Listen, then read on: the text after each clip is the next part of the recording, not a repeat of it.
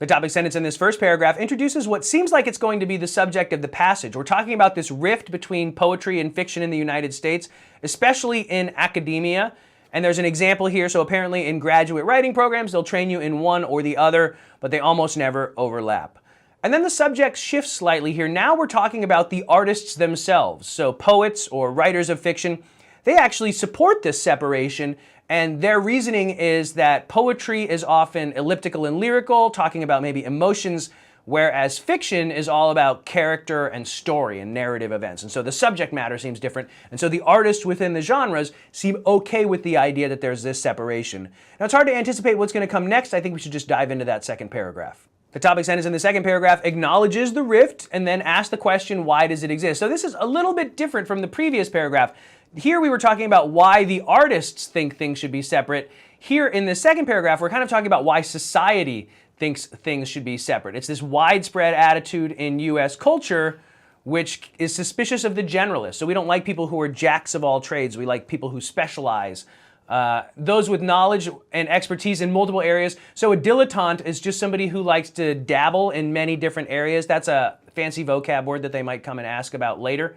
And it's this, just the whole idea is that there's an attitude in US society that is suspicious of people who can do too many things. And so we're explaining why maybe society wants to keep poetry and fiction separate. And so it's hard to anticipate where we're going to go. Maybe we'll continue to talk about this rift or where it came from historically or people who are trying to change it. Let's go ahead and see. The topic sentence in the third paragraph tells us that the bias against writers who cross boundaries is diminishing. In other words, we're becoming more accepting of writers who cross boundaries. So this rift is kind of going away in a sense. And we're getting an example here in Rita Dove. She's an African-American writer who's acclaimed for both her poetry and her fiction. And she is kind of surprised. When someone is incredulous, they're surprised that there is this rift. She doesn't believe in it. She loves both of the genres, and she doesn't think there's anything wrong with blending them. And in Germany, apparently, there's a lot of blending. So it sounds like this rift is more pronounced or maybe even exclusive to the United States. In other countries, they don't have this same kind of separation. So we have this idea that the rift is softening, and then Rita Dove as an example of a specific individual who is willing to cross the boundaries of genre. The topic sentence in this last paragraph continues with Dove's point of view. She doesn't think this rift makes sense because she believes that these genres actually have a lot in common. And then we stop talking about her point of view and start talking about her poetry again. And it's regarded as lyric narrative. And it's important to notice here that lyric is a word they used earlier in association with poetry. It's lyrical. And narrative means story. So that's a word that's associated with fiction. And so the concept of a lyric narrative sounds already like it's blending these two genres. And so it's described as poems undeniably lyrical. They're emotional. Those were qualities they attributed to poetry earlier. And yet there's elements of a plot, and so there's a story being told as well, and this is how it's got a narrative. So while it's lyrical, it often ultimately constitutes a complete story, a work of narrative fiction. And here we're talking about where her fiction has qualities. So I guess this was how her poetry has qualities of fiction, and down here we're talking about how her fiction has the qualities of poetry. So she writes within both genres, but then when she's writing fiction, it sounds a little bit like poetry, and when she's writing poetry, it sounds like a little bit like fiction. And don't forget, she's just an example of the softening of this rift. And so when we break this whole passage down, we're going to get back to the big subject. Let's do that now. So this is the first passage from the June 2007 LSAT. It's the Humanities passage, and I think the challenge here is somewhat vocabulary. They definitely use some words that I think are going to be tricky for a lot of students, and you always want to try and use context when you encounter a word that you don't know. Otherwise, the point here isn't terribly complex. We've got Dove, who's an example of how this rift is softening. And so the subject is Rita Dove, and also the rift between poetry and fiction and how it's softening. This is informative. I don't think the author is making a big argument here. He or she is just telling us about this development. So for the longest time, there's been this separation, but it's softening because people like Rita Dove are coming along and blending the genres between poetry and fiction. So she's an important example of the softening of this rift. And so the purpose is just going to be to talk about this development, to talk about how what we could categorize as maybe a problem or something that's unfortunate is getting better. And so I think the author thinks that it's good that the blending is happening. The author seems to really like Dove implicitly. Like there were some nice adjectives used. It's not overwhelmingly in favor of Dove, but it's tacit endorsement, implicit endorsement is how the LSAT might describe it. Okay, let's dive into the questions. Question number 1 is asking us for the main point of the passage, and there is kind of a sentence here that I feel like in hindsight is a good statement of the overall point here. It's this idea that one important example of this trend, and that's the decreasing rift between poetry and fiction, is Rita Dove. So she's a great example of how people are less afraid to blend these two genres. And so that's what I'm anticipating. Let's check out some answer choices. Her work has been widely acclaimed primarily, we got to be careful about that word, because of the lyrical elements she has introduced into her fiction. No, we're also equally impressed with how her poetry has narrative elements. She blends both ways. And this is a little bit, I don't like, this is too focused on one side rather than the other. We're not going to like that one. Rita Dove's lyric narratives present clusters of narrative detail in order to create, this seems too focused on the lyric narratives just from the last paragraph. I want to talk about how she's an example of the softening of this rift. Working against a bias that has long been dominant in the US. Well, that's true, there was a big rift, that's the rift. Recent writers like Rita Dove have shown that the lyrical use of language can effectively enhance narrative fiction. I don't know if I like that this is one-sided, though. I liked how it began, but this is just about spicing up your fiction. Her poetry also has stories in it. She blends both ways, and I don't like, C is one-sided in the same way that A is one-sided. Unlike many of her U.S. contemporaries, I don't like how that starts. Dove writes without relying on the traditional techniques. No, she uses techniques from both, and she blends them. I'm running out of stuff to like, though. A little nervous, but you got to apply the same scrutiny to all 5 answer choices. Rita Dove's successful blending of poetry and fiction, ooh, I like it, exemplifies the recent trend, it is a recent trend, away from the rigid separation, that's the rift, that has long been present. Yeah, great. So she's a great example of how this rift is softening. There we go. We just got to stick to our guns. You don't want to get talked into C or D just because you're worried that you're running out of good answers to choose from. Like, sometimes it's E, and if it's not E, it's okay to wrap around to A, but don't loosen your criteria as you get closer to the bottom. Question number 2 is asking us to find an analogy to Dove's literary achievements. Well, she's a blender of genres, right? So she helped people recognize that it was okay to put these 2 categories together. I'd like to see something analogous to that. A chef combines non-traditional cooking methods and traditional ingredients from disparate world cuisines to devise new recipes. That's definitely a blending. Maybe those are genres. I could get on board with this. I like this like 8 out of 10. So if something is going to beat this, it's got to be better than 8 out of 10. A professor of film studies becomes a film director and succeeds, partly due to the wealth of theoretical knowledge of filmmaking. No blending there, 0 out of 10. An actor who's also a director teams up with a public health agency to use street theater. No blending there. I see like you come from this and you're doing that, but I don't see the blending. I get the real blending in A. A choreographer defies convention and choreographs dances that combine elements of both. Ooh, this is even more blending though. Man, this might be the 9 out of 10.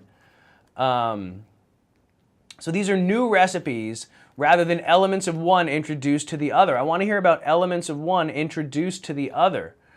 And I like this. This is elements of one introduced to the other. It's like almost like you can't tell which genre it's in. It seems like it's both.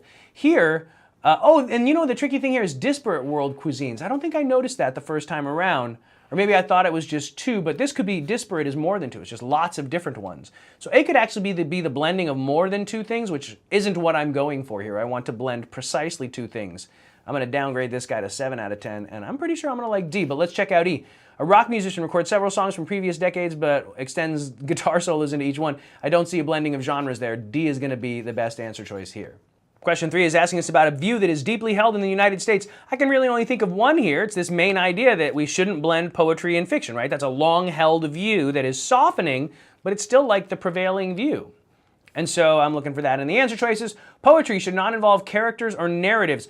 Well, this is very close to fiction. Like this sounds like elements of fiction. I'm going to hold on to this. I could get on board with this 7 out of 10. I like it, but I'm not in love with it. Let's see.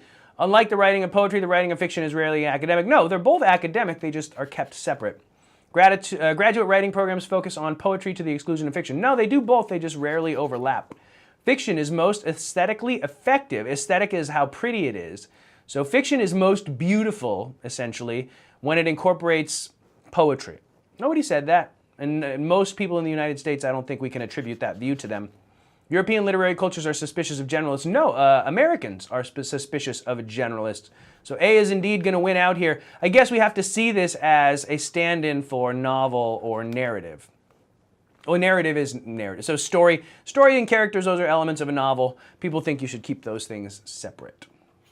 We're going to get on board with A. Question 4 asks us how the author feels about the rift between poetry and fiction. And we got a little bit of attitude here at the beginning of the third paragraph. The author said, fortunately, there are signs that the rift is going away. So the author wants the rift to go away, and he or she is not happy that it exists in the first place.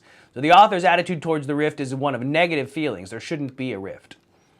Perplexities, that's like confused, not sure what to do next as to why it exists. No, the author doesn't seem perplexed as why. The author gave some reasons why it might exist.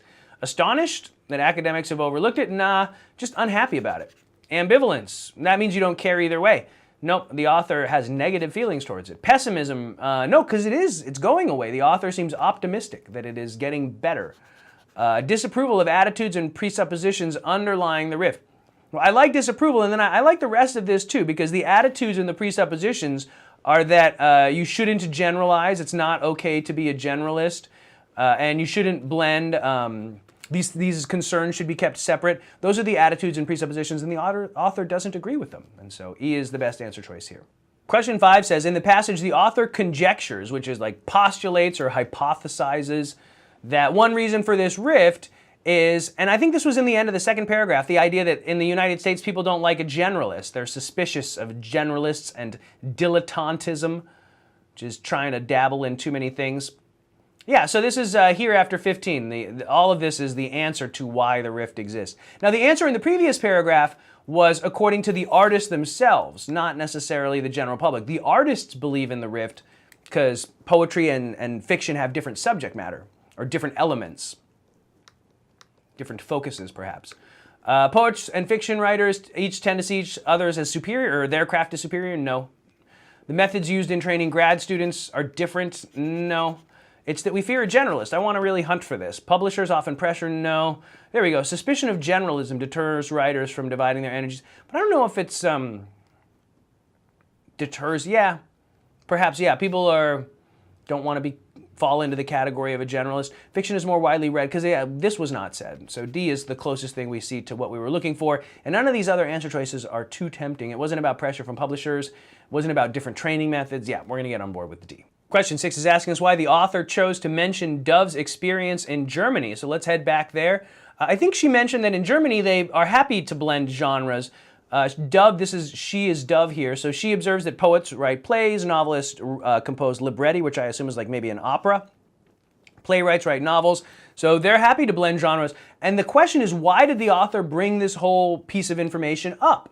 And I think it's to kind of explain why Dove is cool with blending genres, or why she is less rigid about keeping things separate, because she's been informed by other cultures where blending is okay or more widely accepted. So we're explaining Dove's positive attitude towards the blending of genres. Suggests that the habit of treating poetry and fiction as separate is characteristic of English-speaking societies, but not others. No, we actually never mentioned other English-speaking societies, and we're not trying to say that this is an English-speaking problem. In fact, in the passage, we kind of just say it's a US problem. So that's not the one we're interested in. Point to an experience that reinforced Dove's conviction that we shouldn't keep these things separate. Yeah, this explains why she's more comfortable maybe than the average person with blending genres. Indicate that her strengths as a writer derive from the international character of her academic background.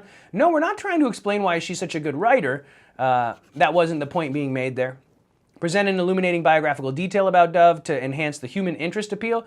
No, this is relevant to the main point. We're talking about why a culture that Dove has been exposed to, where blending is okay, to support that's why Dove thinks that blending is okay. It's not just because it's interesting. It had a real purpose here. Indicate what Dove believes to be the origin. We don't know what she thinks where her attitude comes from. We never identify that, but she's just telling a story about something that she experienced, this German culture where blending is okay, and the author brought that up to give some of her background to suggest where her attitudes might come from. But Dove herself never tries to identify where her own feelings come from. And so that's what E says, and that's why E is not right, and B is the one we want to get into. Question 7 is asking us for something that can be inferred from the passage, so it probably won't be directly stated. It'll be suggested or implied. It'll be strongly supported, and it's about something the author believes. And this is too broad to anticipate. There are several things the author believes here, so we're going to look at answer choices and ask ourselves, which one do we have evidence that the author believes? So A says each of Dove's works can be classified as either poetry or primarily poetry or fiction, even though it may have elements of both.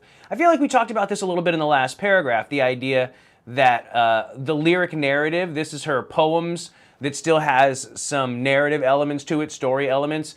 And then down here we talk about her narrative fiction has poetic elements into it. But it's suggested here that we can still put her work in one category or the other because we're referring to her narrative fiction. That's more the storytelling stuff. Up here we refer to her lyric narrative. That's more the poetic stuff. And down here it says Dove bridges the gap between poetry and fiction not only by writing in both genres, this is also helpful support. This suggests that you can categorize some of her work as fiction and some of her work as poetry, even though it blends even within those individual works. And so I feel like all of that comes together to support A pretty nicely. I like this like 8 out of 10 right now. So if I'm going to get into another answer choice, it better be amazing. Let's see. B says the aesthetic value of lyric narrative, this is poetry, resides in its representation of sequence of events rather than its ability to evoke inner states. And I'm thinking of inner states like emotions here. We just don't know. There's no support for the value of poetry is more about the sequence of events than emotions. In fact, I would expect it to be the other way around. This is counterintuitive, and I don't feel like there's backup for it. The way that Dove blends genres in her writing is without precedent. That's pretty strong. In order to say without precedent, you'd have to know that she was the first one to do it. And I don't think that that was stated in the passage. If it were, I tend to remember that sort of thing. And you should too. If they ever tell you that somebody was the first of something, that's something that's noteworthy and you want to try and remember. Narrative that uses lyrical language is generally aesthetically superior to pure poetry. So stories that have poetic elements are more beautiful than pure poetry. I don't think there's support for that. I don't think the author believes that, or at least I don't see support that the author believes that.